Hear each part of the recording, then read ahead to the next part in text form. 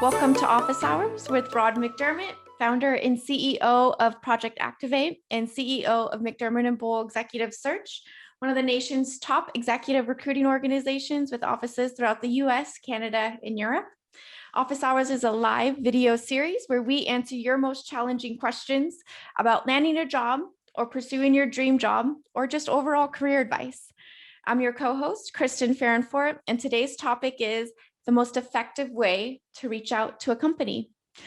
And before we get started, this session is 30 minutes. So please send in all your questions either through the chat or through the Q&A box.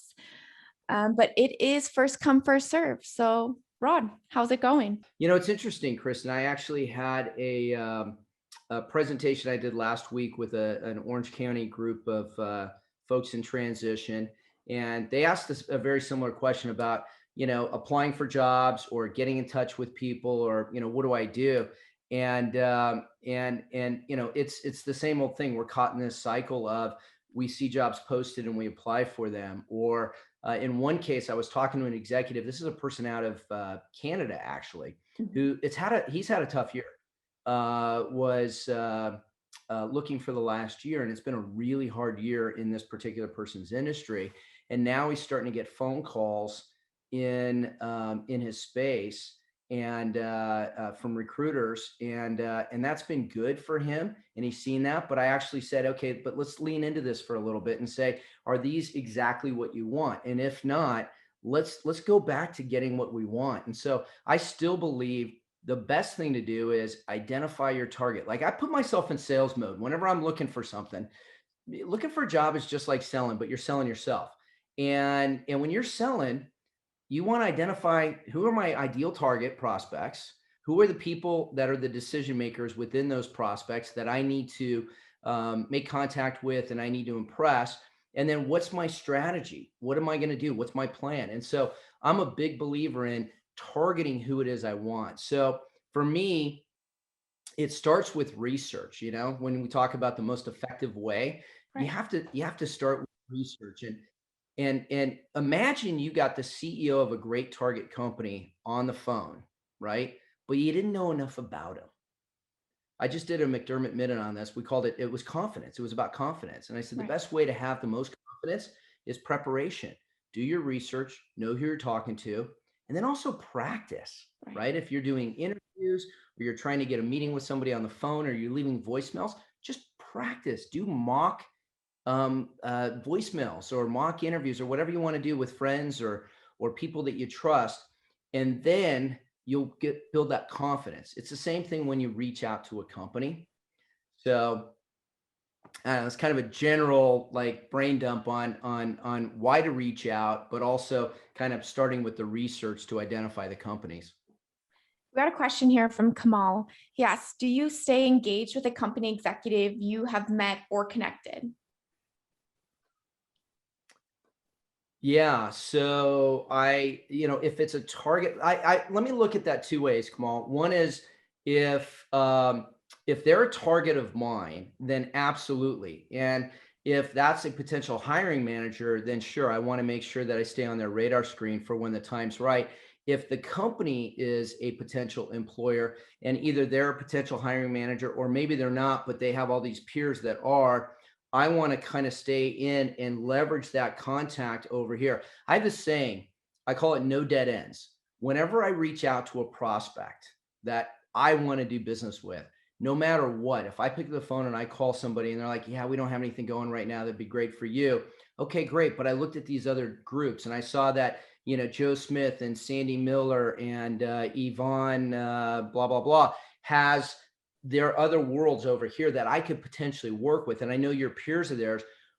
Would it be okay to ask about an email introduction to them? And I'll send you a note that would make it easy for you to forward to them if you're okay with that. And most people are generally okay with that. So what I can do is I can parlay that contact into a networking contact, even if they're not a prospect for me. The other thing is, even if they are a prospect, but they say, hey, I don't have anything right now in my group, then I'll say, listen, you guys are a target company of mine. I really want to go work there. You guys are my A target company. So I would love to break in.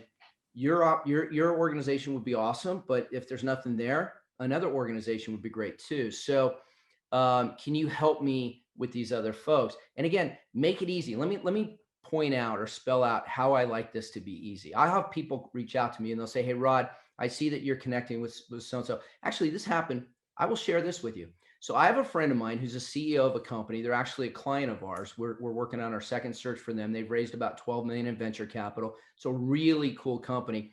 And as they're launching and commercializing, I think this is going to change the world, especially of cancer treatment. But he and his wife and my wife and I are having dinner on Friday night. And I know a guy from my days on the board of a local hospital who's a big cancer exec. He's run multi-billion-dollar companies in cancer. He's become kind of a friend, and we've hung out. He and his wife, and me and my wife as well. So my buddy says to me, "Hey, we never connected. Like a year ago, you connected us, and he had to cancel, and we just never connected. And it's kind of been too long. Would you mind reconnecting?" And I said, "Sure, I'll reach out to him. Let me do it on Monday." He sends me an email yesterday, and it's really brief, and it says, "Hey, I wanted to just get him up to speed on a couple of things that we've done in the last year since the last time he and I spoke." And there's a couple of links to press releases, and there's like a one sentence blurb above the link. And the whole email is maybe like three links, and I mean, I can see it on my screen. It's not like I have to scroll down, right? He made it so simple, stupid for me, which is what I need. So for me, I'm going to call this other guy and I'm going to say, but I'm also going to, in case it's easier, because I know you travel, I'll send you an email too to get you up to speed on what they're doing. But I'd love for you guys to reconnect. I think it'd be great for you. So my point with all this is there is a point, I promise. Kristen's like, "Rod, get to the point, damn it. Get to the point." I know Kristen's body language. I've worked with her for a long time. Like, "Rod, your stories, they go on." All right. Anyway, there's a point. The point to this is make it easy for your prospect to help you, right? And if you can send them a quick little blurb and maybe attached to it is your resume or it's not, and it's just with what your request is. "Hey, I'm looking to get to know your organization." Let's say the company is Boeing, and you reach out to one exec, and that's your connection point, Kamal. But you want to reach out to these other folks. It was great meeting Joe, or getting to know Joe over here. And I understand there's no opportunities in his organization, but we talked about potential opportunities in these others. And then Joe can just forward your email over and say, "Hey, Sandy, see below from Kamal. He'd be interested in talking with you. I've gotten to know him a little bit. I like him. I think he's somebody that we should take a look at in our organization if you have a need." And that's all you're looking for. I thought, kind of with the touch point on there, would you suggest even sending thought thought leadership pieces? Like I know a lot of our managing directors at McDermott and Bull have these fantastic white papers that we do, and they basically present, their their viewpoint on a certain topic. Would you be sending these a lot? Would you suggest sending these to executives and kind of having little touch points, maybe quarterly, weekly, monthly? Yeah. So we call that a special report, right? For senior Mhm. executives, if you did a special report on the industry, and I'll take like 45 seconds to tell you what this is. Let's say that you're in the technology space. You do like you're in the high speed, router space, right? Right. And you came out of Linksys or one of these other companies, and so you're looking at all these companies in this space, and there's probably 20 that you could work for in California. So you do a little bit of a report on the industry and the trends in the industry and where everybody is going, right? And then you can do a special section on that one company. Let's say your company seems to be going in this direction, which is interesting when the rest of the industry is going over here, or a number of companies are going here and also over here. I'd be curious to know why you Mhm. guys have taken that tack. And I'd also like to share with you a little bit about my background. In this special report, you're not actually asking for a job, Mhm. right? You're not asking for a job. You're just talking to them because that's your industry and you're trying to stay up on it even while you're not working, right? Right. And what these special reports have resulted in for a lot of executives that I've talked to is a face-to-face conversation. I don't know if we do that during COVID, but certainly you could do a face-to-face like this where somebody says, "I'd like to hear more," right? Let's face, let me use me as an example. Let's say somebody sent me something on the executive search industry and they said, "Hey, I see a lot of the industry players going over here. I see McDermott Bull seems to be going in this direction. I'd like to know a little more about what your thoughts are around that. I'd like to share with you some of the research I've done on the industry and the direction it's taking in case it's valuable for you." I'd take that call. I would take that meeting. So people that, I'll give you one example. I know people that have taken these to trade shows and they drop them off at a booth when they can meet a CEO of a company at the booth, say, hey, I just did this thing. I'm from the industry as well. I know you're busy at the show. I'd love to meet with you at some point, but maybe this would be worthwhile reading. And they might drop off 10, and this is actual stats from a guy. Dropped off 10, got 8 calls, got 6 interviews, and got four or 5 job offers. I can't remember. A couple of them were interim, Wow. like come on and consult with us, and a couple of them were, we need somebody like you. We need somebody thinking strategically on our team. And depending on the size of the company, the smaller you are, the more people you have that are tactical thinkers. The bigger you are, the more opportunity you have to invest in strategic thinkers. So really depends on the company. Meg asked, how soon is too soon to add someone who you're interviewing with on LinkedIn? Ooh, this is a good one. Or at any point in the application process? I would do it right away. I'd let them know more about you, and it shows that you're interested in them. I mean, certainly don't be hitting them up with a bunch of emails or anything, but I think if you link in with them and then they link back, right? And you say, hey, I'm glad we're linked in. I'm really excited about the opportunity that I'm pursuing with XYZ company. Hopefully you and I will have a chance to spend some more time together. Something really nice like that, because you want, and even if that's a hiring manager and you haven't met him in the process yet, or maybe you met him once and you're going now through other parts of it, or maybe it's an HR recruiting person and you're getting pushed over to the hiring manager. You want as many people as possible saying nice things. I'm gonna bring this back. I'd be curious how many people, and you can raise your hands, don't raise them yet, have heard the stories about companies and hiring managers or CEOs asking receptionists, this is pre-COVID, obviously, like, how did that person come in? How did they present to you when they came in? Right? I'd be curious. Raise your hand if you've ever heard stories like this before. Curious. And we're getting some hands raised. Wow, we got 6, 7, Yeah. 8, This is 9, one of the things. 10. This is one of the things I tell the young guys that work on my team when we're going in to pitch a company and we're like, kind of moving fast to get in there. Don't park in customer parking spots. Don't walk across the lawn, right? Walk on the sidewalk. Do not walk across the lawn. Don't take shortcuts. You do not want to do anything that could potentially offend the wrong person in there who's going to say, yeah, I didn't like that they treated our lawn like that. Maybe that person is just, that's their baby. You never know, right? Yeah. More than likely, it's not going to do anything, but don't do it. Just don't do it. And you don't want to lose points. The whole thing about job search is make points where you can make them.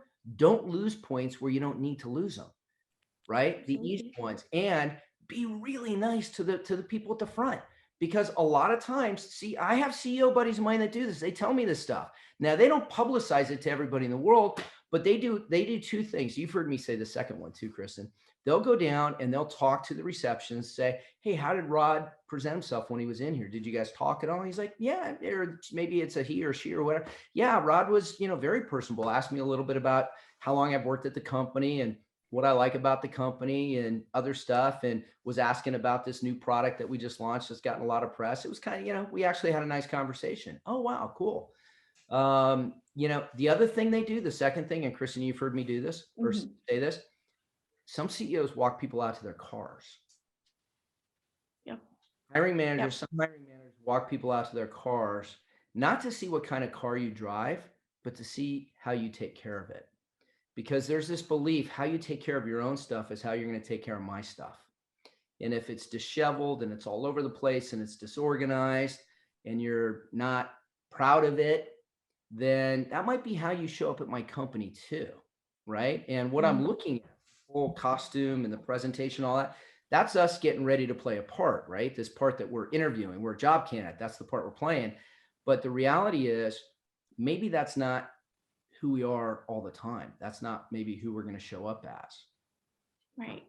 Well, Dawn asked, should we accept all invites on LinkedIn and seek to connect with as many people as possible?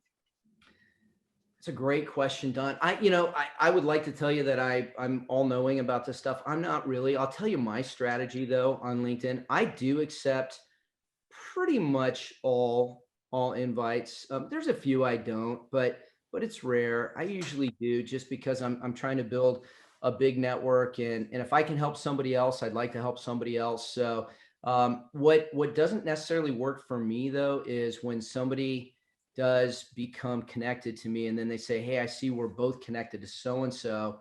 Would you mind sending a note?"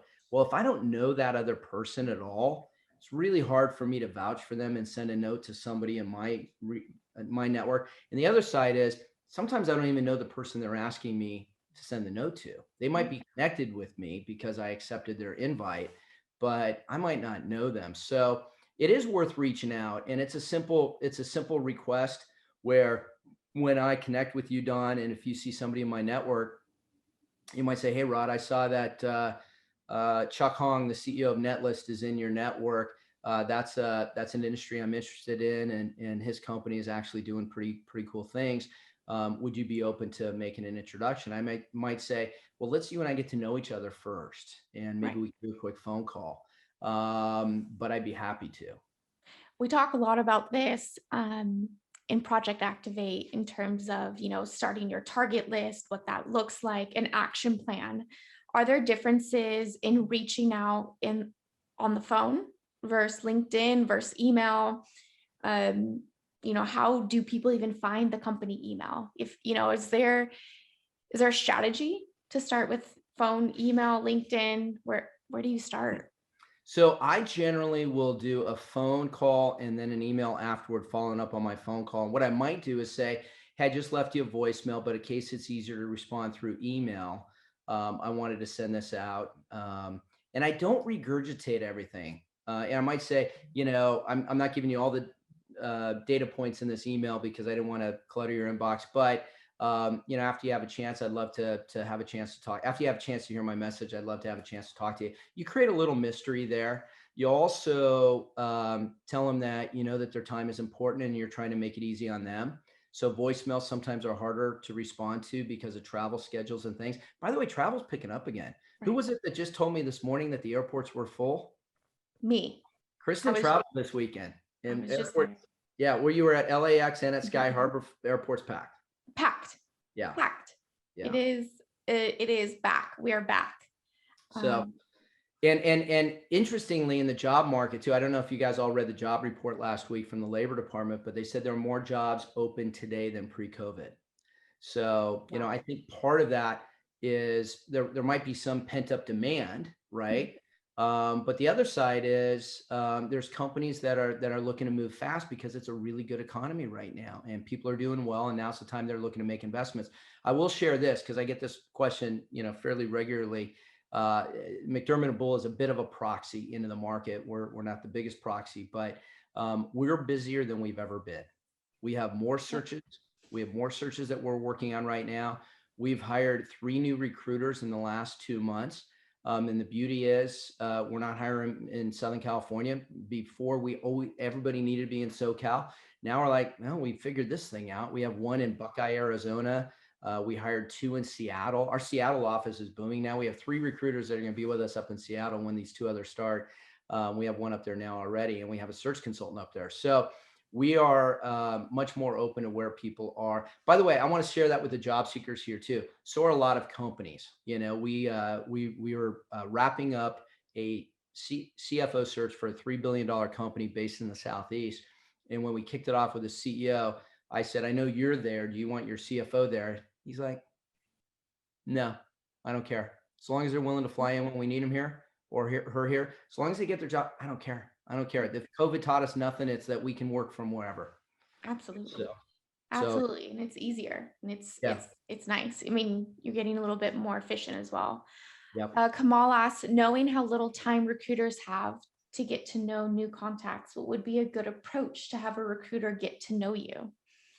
So, Kamal, great question. I think I always like to look at relationships as a two-way street, right? So it's a give get, and um, it's a relationship, not just a contact, right? I Mhm. can't tell you how often I get calls from people saying, "Hey, can you help me?" Or I get these emails. There's lists out there where I probably get 30 resumes a week, maybe even more. I probably get 5 to 10 a day, so that could be like as many as 50 resumes a week. I've never counted, but they're cold resumes. There's no phone call, there's no nothing else.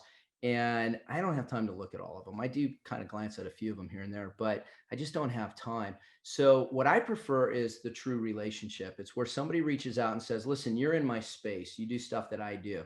And to share with you guys, I do a lot of aerospace work in my practice. And so that's really kind of where I stick. Our firm is diversified. So, food, financial services, healthcare, biotech, pharma, life sciences, all that stuff. We do almost everything. We've got a great nonprofit group led by a gal in New York who started with us a couple of years ago. And so we're diversified, but I handle primarily aerospace. And if somebody reaches out to me and says, "Listen, I'm an aerospace exec. I've been in the business for 25, 30 years. Here's the companies I've been with. We should know each other." I would agree with that. I would say, yeah, we definitely should know each other. Right. Even if I don't have your next job, I want to know you because you might be a client of mine. If I can help you in your job search and make some introductions, I can introduce you to, friends of mine that are aerospace investment banks and other friends that do other things that aren't search in aerospace, and they can refer you into companies. I'm happy to do that because then a relationship is two-way. So that's my belief. If Kamal, you can build a two-way relationship with people, pick 4 or 5. It's like anything, right? ABC your prospects. If you're targeting 100 companies, you got to ABC them because there's no way you can manage 100 real prospects. So always make sure your A list is manageable and probably no more than 10 or 15. And then you've got all these others, and you've got A's that are dropping off and new ones becoming A's, right? So you're doing Right. that.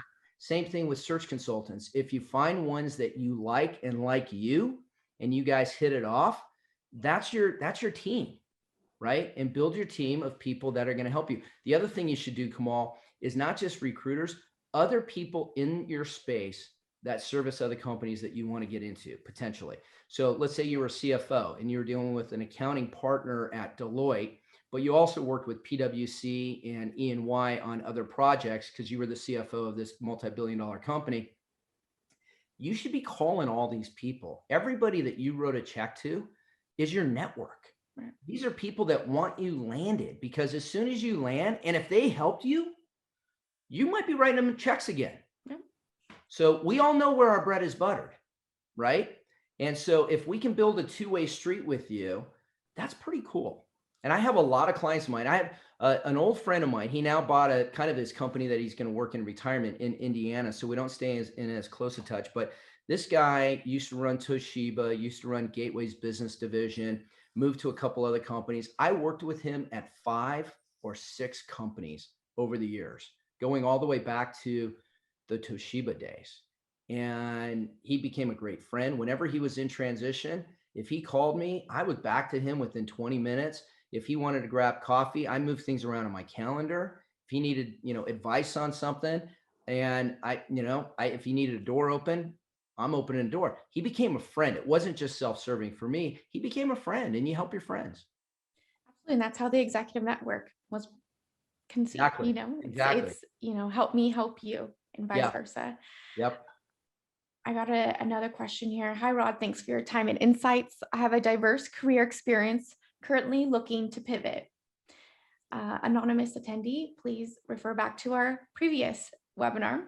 Therefore, I am not mid-level nor entry level. What is your advice for someone in my position? Yeah. So you have to make the argument to yourself why it makes sense for you to pivot and how your background sets you up to pivot, Mhm. right? And sometimes it doesn't. Sometimes it doesn't make sense, but you just want to do it, right? And you're willing to start. I have a friend of mine who's been in banking for many, many years, and he really wants to get into money management. And he won't, with his banking experience, probably won't have to start right at the bottom, but pretty close. Mhm. And he's in his mid 50s, but he's like, you know what? I'm at a place in my life. My wife's got a good job. We're good. I don't want to start at the bottom, but I can start pretty close. And I think I'll move up pretty quick because I got a lot of life experience. So a company could hire me and pay me what they would pay a 28 or 30-year-old, somebody with 6 or 8 years experience, because I want to pivot and I want to do something that makes my heart sing. Right. Right. So if you can draw the conclusion as to why it makes sense for them to look at you, then you're more likely to be able to convince them of it, right? But you have to be able to connect those dots yourself. And that's the hardest thing. But there's always ways to do it. I want to give one example real quick. I know this is a earlier career person, kind of probably late 20s. She was in our Project Activate program a couple years ago, got a great job with a recruiting firm in the medical device space. And it was what she wanted coming out of college. And we helped her get in there and helped her, all this. Anyway, whatever. She wanted to get into medical device sales now. She wanted to get out of recruiting. And she said to me, the problem I'm having is I'm competing with people that have experience and I don't. And I said, listen, I know people in that world and I know you're going to knock it out of the park. She goes, I have no doubt in my mind I'm going to knock it out of the park, but I don't have that experience. I said, here's the thing. You actually do. The company that you're your number one company. Have you ever talked to candidates from there? She goes, all the time. All of my clients wanted to recruit from them. So you've already talked to people. Yep. She goes, yeah, we never were able to get anybody because they're a great company. I said, first of all, call those people because you had conversations with them. They know you, right? That's number one. Number two, when they ask you the question, what experience do you have? Say, God, I've got a fair amount. I have talked as a recruiter. I've worked with all your competitors. I know the marketplace. I know what makes them different. I know what makes you guys different. By the way, you guys are doing a heck of a job with your culture because very few people want to leave your company. And that's really, really cool. But I see how you guys are positioned in the marketplace because I've talked to all these people in the past. I've hit them up. Don't go in and say, I have no experience. Figure out what experience you do have. This is one thing that I see a lot of job seekers do. They tell me what they don't have. I don't have this. I don't have that.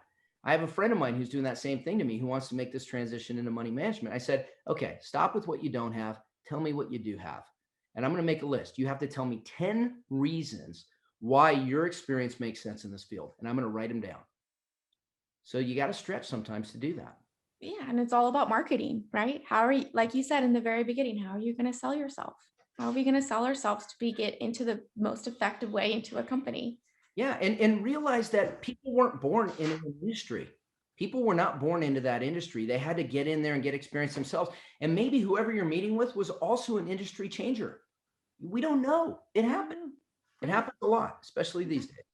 All right, we're at time right now. We have one last question here. All right, let's knock it out. Armando asked, Rod, I'm a senior level HR professional, currently director position. I have recruiters calling me with opportunities, but I do not take positions where I report to another HR person, usually less experienced than myself. Do you think that comes across as too cocky as a request? Would it turn off recruiters? Doesn't come off as being a prima donna? It could, but here, let me back up for a minute. I'm not sure I want to answer your question, Armando. I think what I want to answer is this. What is it that you really want, right? If you think in terms of what it is you really want that would make you consider making a change, write that down, right? I want to go right now. Maybe you're an HR leader at I don't even know, Armando, so I'm going to throw these out. Maybe you're at a $500 million company. You're the director of HR. What would make it interesting for you is if you were at a public company and you can move from director to VP, or you were at a public company that's 2 billion and you took a director there because it's bigger role, responsibility, bigger size and scope of your team. Right. So write all these things down. What would be interesting for you to move? And then don't get too caught up in all these things. I'm a believer in if you do all this stuff before the process even gets going, you might come across as somebody that recruiters don't want to work with, right? Because you might come across, there might be some arrogance, and you might not be arrogant at all, but that might come across. Recruiters want to have a dialogue. They want to have hope. Every time they pick up the phone and call you, if you're interested in other opportunities, they want to have hope that you might be the guy. Now, the reality is maybe you're not, right? Maybe it's not going to be interesting to you, but get to know them a little bit. Go play the game, and then once you know them, you can say, listen, I want to be honest with you. I don't really want to be a director reporting to a director, or this director has a lot less experience than me. What I'd be looking for was something where I could report to somebody who I think can mentor and develop me to the next phase of my career. And I want that to be a VP and then ultimately a senior VP of HR at a multi-billion dollar, probably public company. Right. And when you start running your career like a process and a strategy, and you start engaging these recruiters in your career plan, they can be lifelong resources for you. I hope that helps, Armando. Oh, that's great. Oh, that's great. I think that's a great answer. Wonderful. Well, time is up. Hey, Time this has is up. been fun. This has Yeah. been fun. Thanks, everybody. We are going to be back again next Monday. Bring your questions in advance. If you have a chance, bring them, show up with them if you can. Doesn't have to be related to the topic. It's anything about job search, but we're committed to making sure that 50% of our time is spent answering questions. Absolutely. 50% of our time minimum answering Minimum. your questions that we love to answer here. Awesome. Well, everyone, thank you so much for joining us today. And we look forward to seeing you next week on the topic of how to show off your accomplishments when searching for a job. Awesome. Love that one. All right. Awesome. Kristen, thank you. Thanks, Rod. Thanks, everybody. Thanks, everyone.